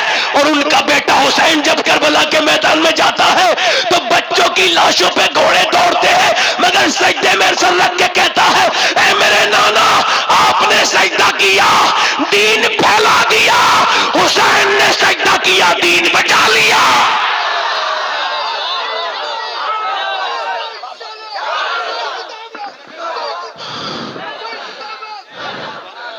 है हुसैन तेरे सजदे को अब मैं सलाम करूं, आ हुसैन तेरे सजदे से कुछ तो ले लूं। लोग दर्द में चीखते हैं, चिल्लाते हैं, लोगों के घर जब कोई मौत हो जाए तो एक दूसरे से मिलकर रोते हैं, मगर हुसैन तूने तो कोई कंधा तलाश नहीं किया, तू तो कहीं भी जाके नहीं रोया, तू कहां रोया? तारीख कहती है मुझसे मेरे हुसैन का ना पूछ हौसला, जितने भी जख्म आए पर रोया नहीं हुसैन। जवान बेटे की लाश उठा के लेके गए मगर रोए नहीं। कहां रोए हुसैन? बताओ ना मेरे जद, बताना मेरे बाप, तू कहां रोया है? करबला से आवाज आई, देख मैं जब रोया था तो मैं सजदे में रोया था। मैंने कहा था मालिक हुसैन तेरी बनाई हुई तकदीर पर राजी है। मैं कहता हूं कौन सी ऐसी बात थी, आओ सलाम करें उसके आस्ताने को, हुसैन पाल के जिसने दिया जमाने को। कौन? फातिमा ज़हरा मेरी बेटियां सुने। अली कहते हैं पूरी रात इबादत की, सुबह फजर के बाद आया, बुखार में चक्की चला रही है। एक दिन सैयदा चक्की चला रही है, नींद आई, अंदर जाके सो गई, चक्की मगर चल रही है। एक औरत आई, हैरत से देखा, बेटी नबी की सो रही है, चक्की चल रही है। नबी की पास गई, या रसूलल्लाह आपकी बेटी को देखा है आराम कर रही है, चक्की चलाने वाला कोई नहीं है, नाच जल भी रहा, नाच पिस के नीचे गिर भी रहा। हुजूर मैं समझ नहीं पाई, फरमाया तू क्या समझती है, मेरी फातिमा को यहां है। फरमाते पूरी रात इबादत करके थक के सो गई, अल्लाह ने फरिश्ते को भेजा, कहा फातिमा की चक्की नहीं रुकनी चाहिए।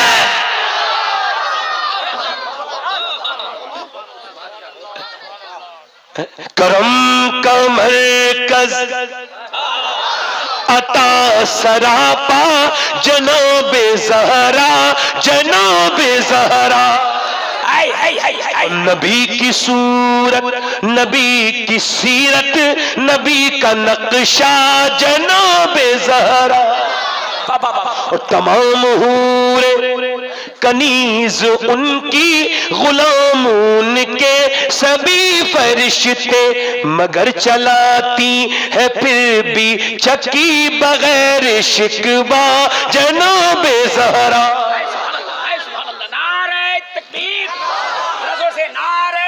इधर देखो, उलमाए अहले सुन्नत मसलके आला हज़रत हजरत अल्लामा सैयद शबाहत हुसैन साहब इधर क़िबला। देखो माशाल्लाह, जज़ाकल्लाह खैर। बैठे इधर देखें, सैयदा तैयबा ताहिरा आबिदा जाहिदा गौसे आजम फरमाते हैं, जब तक मैं न चाहूं कोई मेरा जिक्र नहीं कर सकता, मेरा तसव्वुर नहीं कर सकता। बताओ, जब उनका जिक्र उनके बगैर मर्जी के नहीं होता गौस पाक के, तो फिर सैयदा का हाल क्या होगा? या रहमतें नहीं उतर रही होंगी? जिनकी आंखों में आज आंसू आए होंगे सैयदा का नाम सुन के, क्या कयामत के दिन में जन्नत में नहीं जाएंगे?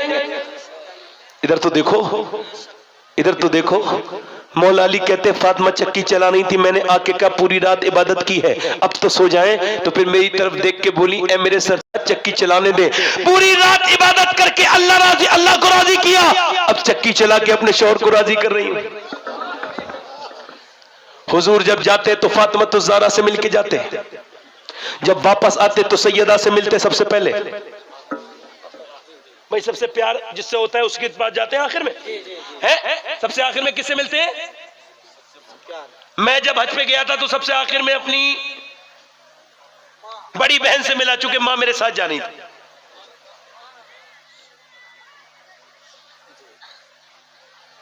बच्चों से मिला अपने।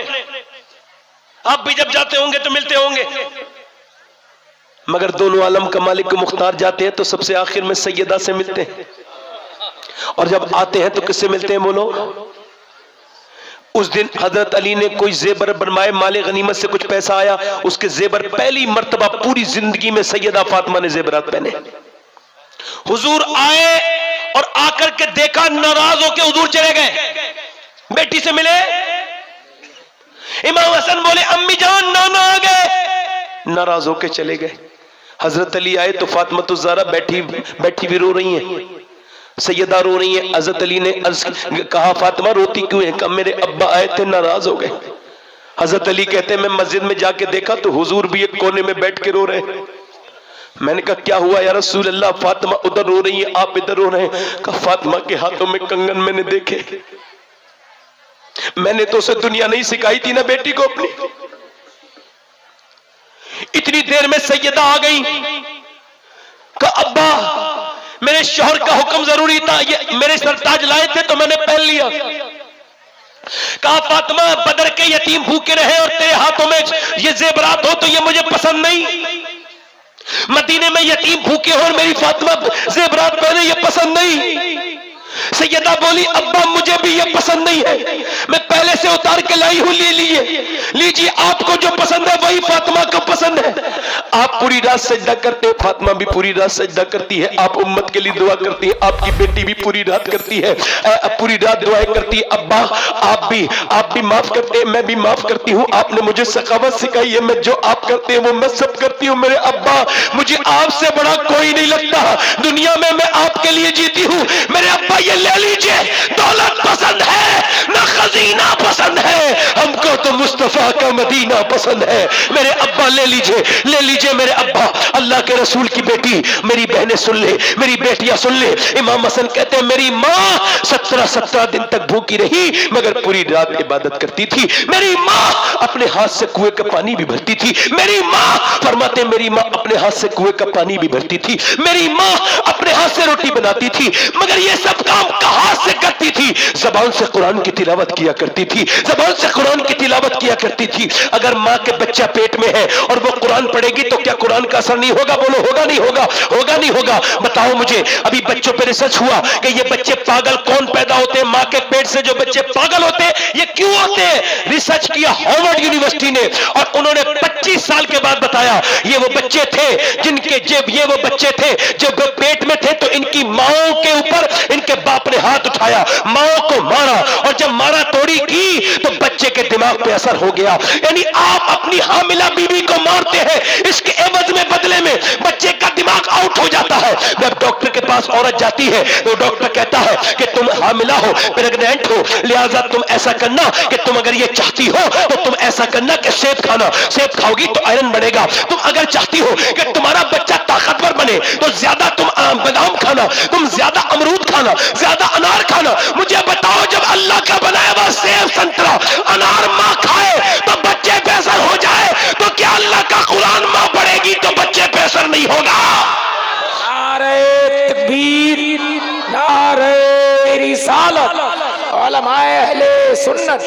मसलके आला हजरत इधर देखो, जरा जोर से बोलो सुभान अल्लाह। इधर देखो, मेरी तरफ देखो, इधर देखो। आज मैं अपनी बहनों से यही एक बात कहने आया हूं। इधर देखो, मर्दों की नमाज अलग अल्लाह ने बनाई, औरतों की अलग। फॉर एग्जाम्पल अल्लाहु अकबर, ठीक है, मर्द जब नमाज पढ़ता है तो ये बगले खोल के, ये इसमें क्या हिकमत है कि औरत की नमाज ये, मर्द कहेगा अल्लाहु अकबर, औरत कहेगी अल्लाहु अकबर। अब जो औरतें फिटिंग के कपड़े पहनती हैं, अपना जिस्म दिखाती हैं, ये जो आजकल हराम लिबास पहन रही हैं औरतें, ऐसा औरत लिबास पहनना हराम जिसमें पता चले औरत कितनी मोटी है, कितनी पतली है। ये जो अपने जिस्म की नुमाइश कर रही हैं औरतें, मेरी बेटियां सुन ले, जिस्म तो बूढ़ा हो जाएगा मगर गुनाह हमेशा रहेगा। अपने मर्द को तो नहीं दिखाती, ये बाजारों में किसे दिखाने जाती है मेरी बेटी, मेरी बहन। ऐसे करके हाथ, मर्द नमाज पढ़े तो अल्लाहु अकबर, औरत नमाज पढ़े अल्लाहु अकबर। मर्द ये, औरत ये, मर्द ये। क्यों? इसका अल्लाह जानता है इसके जिस्म की बनावट अलग है, मर्द के जिस्म की बनावट अलग है। अल्लाह नहीं चाहता कि नमाज पढ़ते मैं भी बेपर्दा हूं। नमाज अलग कर दी, नमाज अलग कर दी। बोलो नमाज अलग कर दी। नमाज मर्द की अलग। सफा मरवा पे मर्द दौड़ेंगे, औरतें, और मर्द के लिए जब मरेगा तो 3 कफन के कपड़े हैं और औरत के लिए 5 कफन के कपड़े हैं। और नबी की बेटी सैयदा फातिमा ज़हरा खातून जन्नत फरमाती, जो औरत पर्दा नहीं करेगी कयामत के दिन मैं उससे उसकी शफात नहीं करूंगी।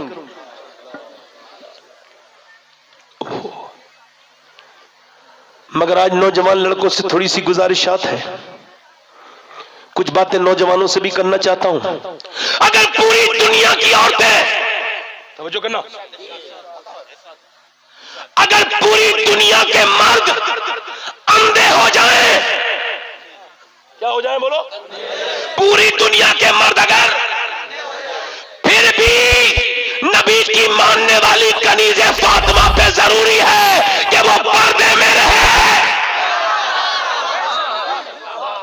और अगर पूरी दुनिया की औरतें बरहना हो जाए, कपड़े उतार दे अपने, फिर भी आशिक रसूल पे लाजिम है कि वो निगाहें झुका के रखे।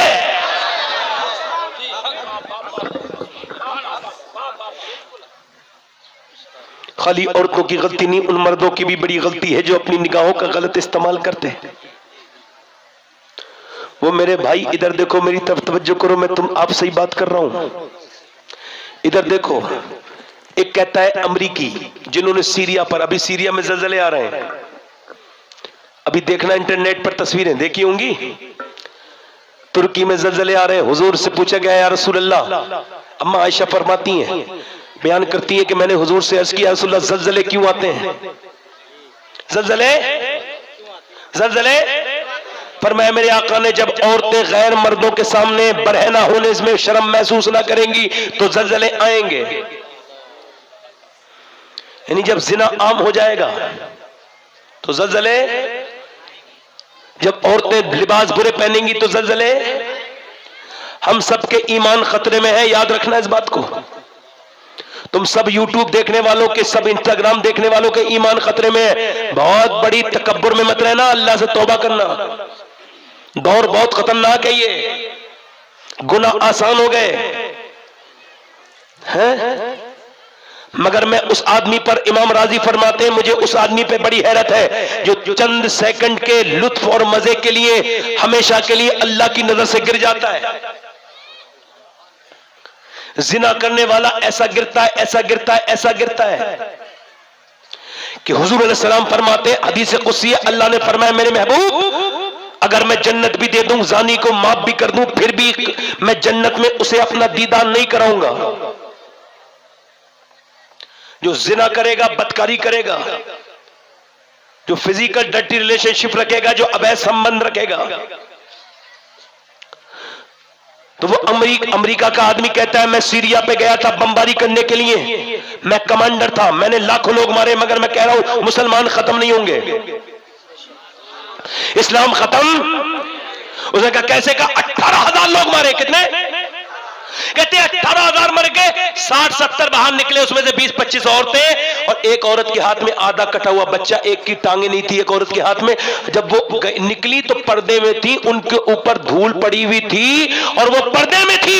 कहते छोटी सी बच्ची तक पर्दे में निकली, उसका तक चेहरा नहीं देखने मिला।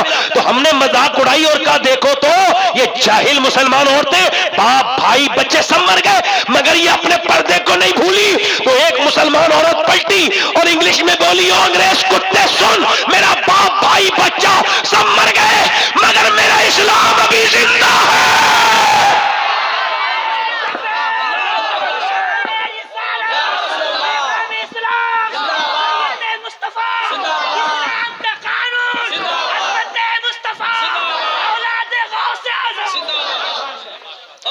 अल्लाह के रसूल फरमाते हैं मैंने देखा मेराज की रात के कुछ लोग सड़ा हुआ खाना खा रहे थे। कैसा? इधर देखो, कैसा? बोलो, सड़ा हुआ खाना जिसमें कीड़े पड़े हैं। एक तरफ बेहतरीन खाना पड़ा है, खुशबूदार खाना जन्नती पड़ा है, मगर वो बदबख्त ऐसे हैं कि उधर नहीं खा रहे हैं बल्कि इधर गंदा खाना खा रहे हैं, कीड़ों का खाना खा रहे हैं। मैंने पूछा जिब्रील ये कौन है? हुजूर अर्ज की या रसूल अल्लाह, ये आपकी उम्मत के वो लोग हैं जिनके घर में औरतें थी, बीबियां थी, मगर ये बाजारू औरतों से मुंह काला करते थे।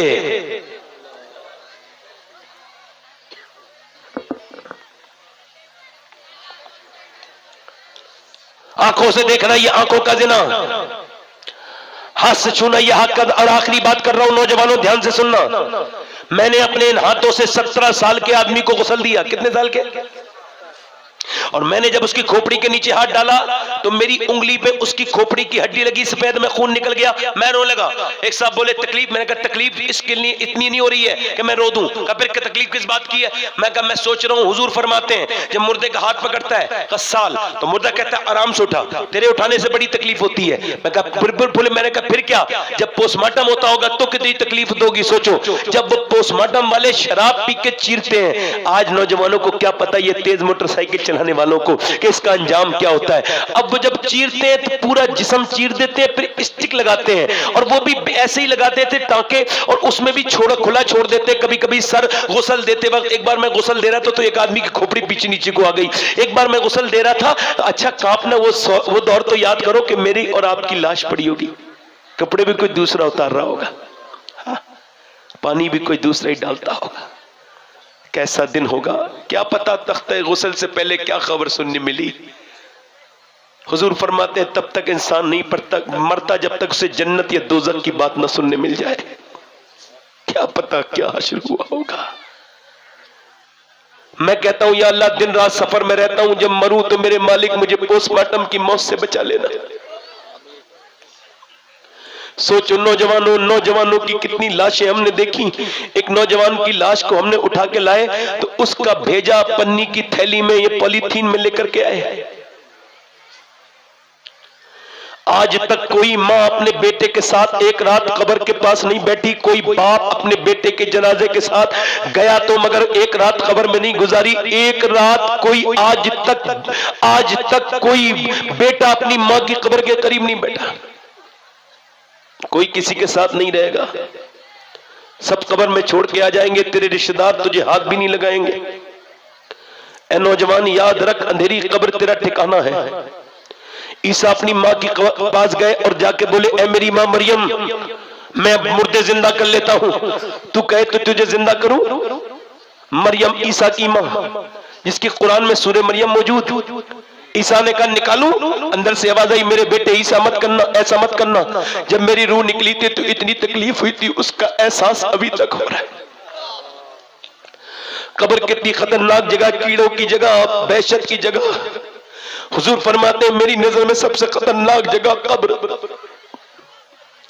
कितने तुम में से मुझसे में से चले गए लोग और अब तुम किस चीज का इंतजार कर रहे हो? कब तौबा करोगे? बोलो नौजवानों, बताओ कब्र में जाओगे और जब जाओगे अल्लाह ना करे अचानक मौत आ जाए और कब्र में जब हुजूर आएंगे तो क्या उन आंखों से हुजूर को देखोगे जिन आंखों से गंदी फिल्म देखते हो? बताओ देखोगे? मेरा इमाम कहता है मुजरिम को न शर्माओ, अहबाब कफन ढक दो। मुंह देख के क्या होगा, पर्दे में भलाई है। कहो मेरे मालिक बड़ी गलतियां हो गई, दुनिया में लग गए थे, भूल गए कि वापस तेरी बारगाह में जाना है। हम बिल्कुल भूल गए परवरदिगार। मौला अली के जब तलवार मारी गई तो कहने लगे हसन रोना नहीं मेरे बेटे, तेरा बाप अली मौत को इतना जानता है जितना दूध पीने वाला बच्चा अपनी मां के पिस्तान को।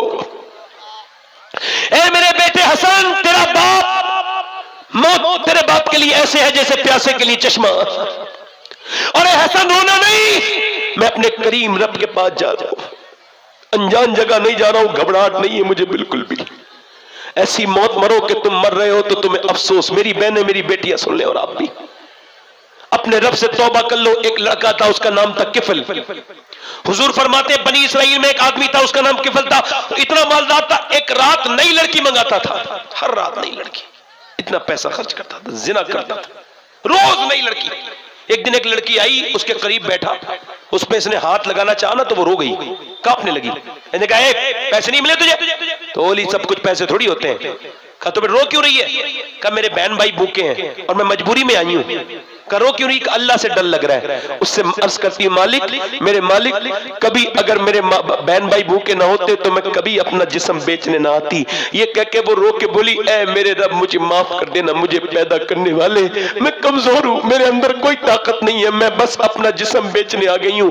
जब वो रोई है, हुजूर फरमाते उसके आंसुओं से उसका दिल धुल गया किफल का। और जब वो दिल धुला तो बोला जा मैं अपनी बहन बनाता हूं, तूने मेरी आंखें खोल दी, जा मेरा दिल तूने आबाद कर दिया, ले पैसे ले जा। सारे पैसे दे दिए और खुद सजदे में जाके रोने लगा। कहने लगा मालिक पूरी पूरी रात गुनाह करते हुए उम्र गुजर गई, पूरी बदकारियों की जिंदगी गुजरी। ऐ मेरे मालिक मैंने कितने गुनाह किए मुझे खुद भी याद नहीं, मगर अगर मेरे गुनाहों की हद नहीं है तो तेरे करम की भी कोई हद नहीं है। अगर मेरे जैसा गुनहगार कोई नहीं तो तेरे जैसा करीम भी कोई नहीं। ऐ मेरे मालिक मुझको माफ कर दे। अगर मेरे जैसा ऐब वाला कोई नहीं तो तेरे जैसा सत्तार भी, ऐब छुपाने वाला भी कोई नहीं है। मुझे माफ कर दे मेरे मालिक, मैं कहां जाऊं बता। अब मैं तौबा करता हूं। वो रोया इतना कि उसके दिल का दौरा पड़ के मर गया, जान निकल गई उसकी। सुबह को कोई नहीं उठाता था जनाजा। हुजूर फरमाते सारे लोग कहते थे इसका जनाजा उठाएंगे, ये तो बदकार है, ये तो जानी है, ये तो बिगड़ावा है, इसका जनाजा नहीं उठाएंगे। जब कोई जनाजा नहीं उठाता था तो अल्लाह ने फरिश्तों को भेजा और फरिश्ते उसके घर के दरवाजे पर जली लफ्जों में, बड़े बड़े लफ्जों में लिख के गए इन्नल्लाह कद गफर लिल किफल। ये जो किफल है ना उसे अल्लाह ने बख्श दिया है। क्यों बख्श दिया है? क्यों बख्श दिया है? चूंकि किफल ने अल्लाह को अल्लाह मान लिया था। किफल ने अपने रब के सामने रोया था और वो हमेशा का गुनहगार कितना रोया था कि उसके आंसू गिरे थे, दिल का दौड़ा पड़ा था। कितना रोया था? अल्लाह फरमाता है आदम की औलाद बस इतना रो ले कि तेरा आंसू तेरे बिल्कुल गाल तक आ जाए, बस इतना रो ले, मैं सारे गुनाह माफ कर दूंगा, इसी से माफ कर दूंगा। ऐ लोगों पलट के तुम्हें सबको मरना है, हम सबकी मौत करीब करीब आ रही है। ये बालों का सफेद होना मौत की अलामत है। इंशाअल्लाह वादा करो अपने नबी के नाम पे गर्दन कौन कौन कटा देगा? हाथ उठा के बताओ। मेरी बहनें हाथ ना उठाएं, सिर्फ मर्द उठाएं। हाथ उठाओ, दोनों हाथ उठाओ। इंशाअल्लाह हुजूर के नाम पे गर्दन कटाओगे? नीचे हाथ कर ले। जो गर्दन कटा सकता है कुछ भी कर सकता है, कुछ भी कर सकता है ना। एक दूसरे की तरफ मत देखना, मुस्कुराना नहीं। और ये फैसले अकल से नहीं, मोहब्बत से, दिल से लिए जाते हैं। कितने लोग ऐसे हैं एक दूसरे की तरफ मत देखना? बताओ कितने लोग ऐसे जो गर्दन भी कटा देंगे और आज से हुजूर के नाम पे पूरी दाढ़ी भी रखा लेंगे। इस महफिल में खड़े हो जाए, खड़े हो जाए, जो दाढ़ी रखाए वो खड़े हो जाए। इस महफिल को खड़े होकर दिखाएं हुजूर के आशिक कितने हैं इस महफिल में, जो आज से अपने चेहरों पे दाढ़ी रखाएंगे। आज सोच समझ के खड़े हो। जिनके पहले से दाढ़ी हो वो ना खड़े हो, जो आज से सुन्नत रखाए वो खड़े हो जाए। जिनकी छोटी हो वो भी खड़े हो सकते हैं। खड़े रहो भाई, खड़े हो। जब मैं बिठा लूं तो बैठना। सोच समझ के। ये दाढ़ी एक मुट्ठी से कम करना ये भी हराम है। और कोई आशिक रसूल है इस महफिल रसूल में जो खड़ा हो जाए हुसैन के नाम पर पूरी दाढ़ी रखाने के लिए? आज से आपके दाढ़ी है, जिसके दाढ़ी नहीं है वो खड़ा हो जाए। जिसके दाढ़ी नहीं है वो खड़ा हो जाए, जिसके छोटी हो वो भी खड़ा रहे। चचा आप खड़े रहो, इधर वालों खड़ा करो, इधर वाले चचा को इन्हें खड़ा करो, खड़ा करो। चचा आपकी छोटी दाढ़ी, खड़े हो जाए आप। दाढ़ी रखने वाला 100 शहीदों का सवाब है। मैं आप सबका सलाम कहूंगा मदीने जाके, अभी रमजान में जाऊंगा इंशाअल्लाह। और कोई आशिक रसूल है इस महफिल रसूल में? और कोई आशिक रसूल? और कोई आशिक रसूल? हाथ ऊपर कर लें, दाढ़ी रखने वाले हाथ ऊपर कर लें मेरे साथ। दाढ़ी जो आज से रखाए मेरे साथ कहें इंशाअल्लाह आज के बाद न दाढ़ी कटेगी न मुंडेगी। अल्लाह को गवाह बना के कहते हैं, इन उलमा को गवाह बना के कहते हैं इंशाअल्लाह, है ना। अल्लाह ताला, ऐ अल्लाह इनका साथ दे, इन पर रहम फरमा, इन पर फजल फरमा। दाढ़ी रखने वाले बैठ जाए। हुजूर की आंखों की ठंडक क्या है? बोलो। दोनों हाथ उठा के बताओ कितने लोग इरादा करते हैं आज से नमाज का? दोनों हाथ उठा के इंशाअल्लाह। दोनों हाथ उठा, कितने नमाज पढ़ेंगे इंशाअल्लाह 5 वक्त की? दोनों हाथ उठा के बताओ। इरादा करने वाले जो आज से इरादा करेंगे वही नमाजी बनेंगे। दोनों हाथ उठा के को इंशाअल्लाह नमाज पढ़ेंगे। तो ऊपर तक उठाओ हाथ और ऊपर उठाओ। ऐ अल्लाह हाथ उठाना इनका काम है, नमाजी बनाना तेरा काम है। नमाज पढ़ेंगे इंशाअल्लाह। अपनी बहन बेटी को पर्दा कराएंगे इंशाअल्लाह। दोनों जोर से बोलो इंशाअल्लाह। मसलके आला हजरत पे सख्ती से कायम रहेंगे इंशाअल्लाह। इंशाअल्लाह अल्लाह ताला आप सबको सलामत रखे, बाकरामत रखे। 1.5 घंटा मुझे हो गया बोलते हुए, और तौबा करता हूँ। तौबा करे अस्तगफिरुल्लाह अस्तगफिरुल्लाह रब्बी मिन कुल्लि ज़ंबिन व अतूबु इलैह। पढ़ लीजिए ला इलाहा इल्लल्लाह मुहम्मदुर रसूलुल्लाह। मेरी जिंदगी का मकसद तेरे दीन की सरफराजी। मैं इसीलिए मुसलमान, मैं इसलिए नमाजी। इस्लाम जिंदाबाद, मसलके आला हजरत पाइंदाबाद। अस्साबिकून अस्साबिकून उलाइकल मुक़र्रबून। सदक़ल्लाहुल अज़ीम व मा अलैना इल्ला अल बलाग। अस्सलामु अलैकुम व रहमतुल्लाहि व बरकातहू। कोई मेरी बात बुरी लगी हो तो माफ कर देना, है ना। आप अब दस्तारबंदी होगी, उठना मत। इन बच्चों ने सालों साल मेहनत की है और आपको 5 मिनट बैठे रहना है बस। इनकी दस्तार देख के जाना।